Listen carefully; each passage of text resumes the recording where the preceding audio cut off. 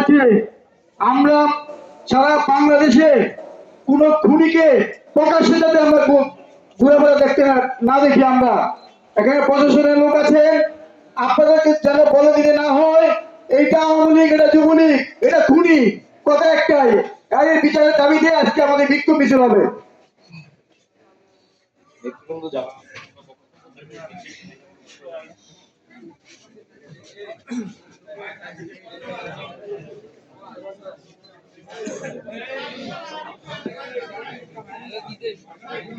আনাস ভাই, মানিক ভাই গো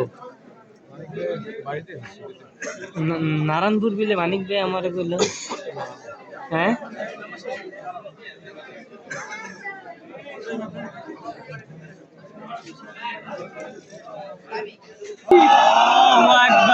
উসমান হাদি শহীদ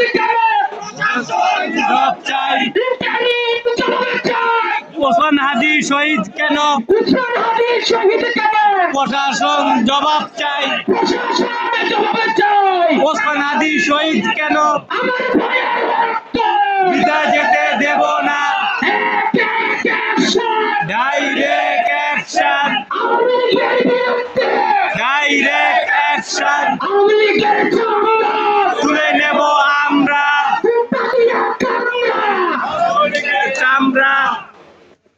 নারায়ে তাকবীর, আল্লাহু আকবার।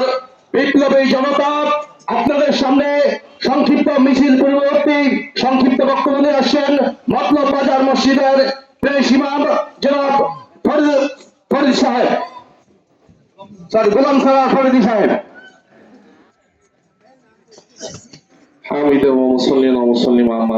বিক্ষুব্ধ তাওহীদ জনতা, আমরা দ্ব্যর্থহীন কণ্ঠে বলতে চাই, আমাদের ভাই শরীফ ওসমান হাদি কোন দলের লোক ছিলেন না। আওয়াজ করে বলুন ঠিক না ঠিক?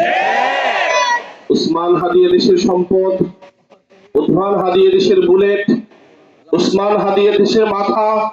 ওসমান হাদিকে হত্যার মাধ্যমে বাংলাদেশের মাথা টিপে, গলা টিপে তারা হত্যা করতে চায়। যারা ওসমান হাদির মাথায় গুলি চালিয়েছেন তারা দেশের জনগণকে বোঝাতে চায় তারা দেশকে গুলি করে মানচিত্র থেকে দেশকে বিচ্ছিন্ন করতে চায়। ওসমান হাদির সৈনিকরা বেঁচে থাকতেন, ঘরে ঘরে ওসমান হাদির সৈনিকরা বেঁচে থাকতেন। যে সকল পরাশক্তি বাংলাদেশকে নিশ্চিহ্ন করতে চায় তাদেরকে আমরা হুঁশিয়ার বাণী উচ্চারণ করতে চাই, ওসমান হাদিরা আজও জীবিত আছে। প্রস্তুত রয়েছে বন্ধুরা। আমরা প্রশাসনকে বলতে চাই, ইন্টারিম সরকারকে বলতে চাই, আমার ভাই শহীদ ওসমান হাদির প্রত্যেক খুনিকে জীবিত অথবা মৃত এদেশের জাতির সামনে উপস্থাপন করতে হবে। ওসমান হাদির খুনিরা পৃথিবীর যে কোনো প্রান্তে গুহায় লুকিয়ে থাকুক না কেন, যে পরাশক্তি তাদেরকে আশ্রয় দেখ না কেন, যে কোন শক্তি তাদেরকে প্রশ্রয় দিতে চায় না কেন, আমরা তাদের বিরুদ্ধে জিহাদে অবতীর্ণ হতে প্রস্তুত রয়েছে। ভারত কিংবা আমেরিকা, ইন্ডিয়া কিংবা লন্ডন আমার ভাই শহীদ ওসমানের খুনিদেরকে আশ্রয় দিয়ে রাখতে পারবে না। আমরা ওসমান হাদির খুনিদেরকে এদেশের জনগণের সামনে ফাঁসির কাস্টে ঝুলিয়ে প্রমাণ করতে চাই, ওসমান হাদিদেরকে হত্যা করে বিপ্লবী বাঙালিদেরকে দমানো যাবে না। এদেশের বিরুদ্ধে যারা ফুসে উঠবে, ওসমান হাদির মতন মাথাদেরকে যারা নিশ্চিহ্ন করতে চাইবে তাদেরকে আমরা জানান দিতে চাই, শুধু মতলব না, গোটা দেশের তরুণ, বৃদ্ধ, বনিতা, আবার বৃদ্ধা সবাই ওসমান হাদির ভূমিকায় অবতীর্ণ হয়েছে। বিক্ষুব্ধ তাওহীদি জনতা, ইতিমধ্যে আওয়াজ উঠেছে শাহবাগ চত্বরকে ওসমান হাদি চত্বর নামে ঘোষণা দিতে হবে। দেশের মানুষ আওয়াজ উঠিয়েছে ওসমান হাদির কবরকে ঢাকা বিশ্ববিদ্যালয়ের ভিতরে করতে হবে। দেশের মানুষ আওয়াজ উঠিয়েছে ওসমান হাদি শুধু এদেশের সম্পদ না, এদেশের ওসমান হাদি এমপি পদপ্রার্থী নিরপেক্ষ ছিল, স্বতন্ত্র প্রার্থী ছিল। আওয়াজ করে বলুন ঠিক না বেঠিক? কোন একজন বলেন না কোন গোত্রের না, কোন সম্পদের পৃথক কোন ব্যক্তিরা।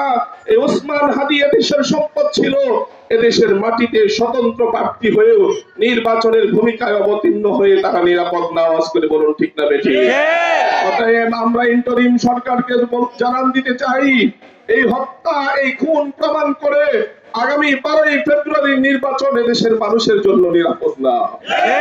আমরা সুস্পষ্ট ভাষায় বলতে চাই, আগে দেশের জনগণের এমপি প্রার্থীদের নিরাপত্তা নিশ্চিত করুন, তারপর নির্বাচনের ব্যবস্থা করুন। আওয়াজ করে বলুন ঠিক না বেঠিক? ওসমান হাদির বিচার সুস্পষ্ট হওয়ার আগ পর্যন্ত আমরা দেশের মাটিতে কোনো নির্বাচন দেখতে চাই না।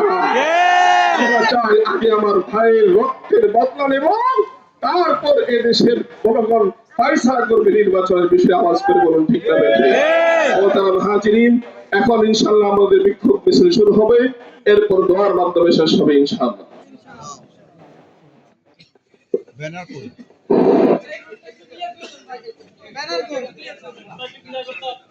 আপনারা মাইকের পিছনে আসুন, মাইকের পিছনে, সবাই মাইকের পিছনে আসুন।